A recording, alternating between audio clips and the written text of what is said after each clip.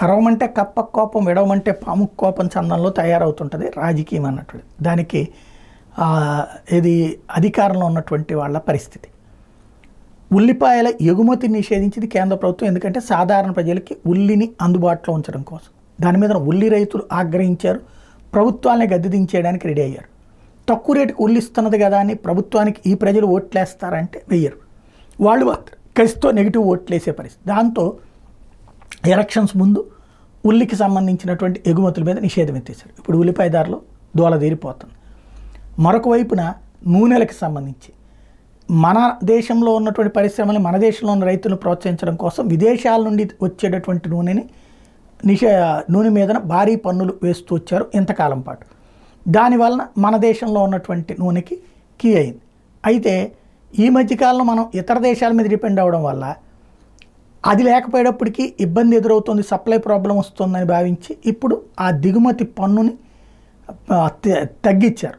దాంతో దిగుమతి ఏదైతే భారీ ఎత్తున రావాల్సినటువంటి సందర్భంలో దిగుమతి పన్నుని ఎప్పుడైతే దాంట్లో టర్న్ తీసుకున్నదో కేంద్ర ప్రభుత్వం, అంటే దిగుమతి పన్నులకు సంబంధించినటువంటిది పెంచారు. ఇప్పుడు దాని ఇంపాక్ట్ ఏమైపోయింది, మన రైతుల్ని ప్రోత్సహించడం కోసం తీసుకున్నటువంటి నిర్ణయం. కానీ దానివలన వాళ్ళ దగ్గర నుండి వచ్చి ఇక్కడ వాడుతున్నటువంటి నూనెలన్నిటికీ రేట్లు పెరిగిపోయాయి. దీన్ని చూపెట్టి మన స్వదేశీ ఉత్పత్తిదారులు కూడా రేట్లు పెంచేశారు. దాంతో 15 నుంచి 20 రూపాయలు నూనెకి రేట్లు ఎక్కువైపోయి జనం అల్లాడుతున్నారు, కడుపు రగిలిపోయి ప్రభుత్వాన్ని తిట్టకుండా తిడుతున్నారు.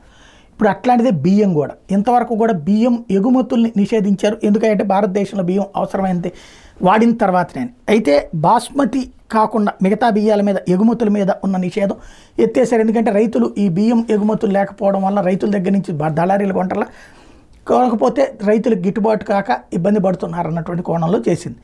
ఇప్పుడు రైతులకు బెనిఫిట్, అదే సమయం లేదా దళారికి బెనిఫిట్.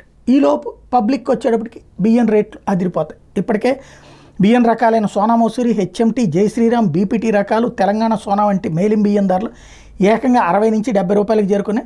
బియ్యం ఎగుమతుల మీద నిషేధం ఎత్తేస్తూ కనీస ఎగుమతి ధరను విధిస్తూ directorate general of foreign trade శుక్రవారం నోటిఫికేషన్ విడుదల చేసింది. పారాబాయిల్డ్ రైస్, ఉప్పుడు బియ్యం, బ్రౌన్ రైస్ మీద ఎగుమతి సుంకాన్ని 20% నుంచి 10% తగ్గించింది. ఈ నేపథ్యంలో దేశంగా ఉత్పత్తి అయ్యే సన్న రకాలు భారీ ఎత్తున విదేశాలకు ఎగుమతి అయ్యే అవకాశం ఉంది. అమెరికాతో పాటు బంగ్లాదేశ్, యూరోప్ వంటి 140 దేశాలకు భారత్ నుంచి బియ్యం ఎగుమతులు పెరుగుతున్నాయి. ఈ ప్రభావం దేశీయ బియ్యం మార్కెట్ మీద పడిందంటే ధరలు మరింత పెరిగేటటువంటి అవకాశం ఉంది.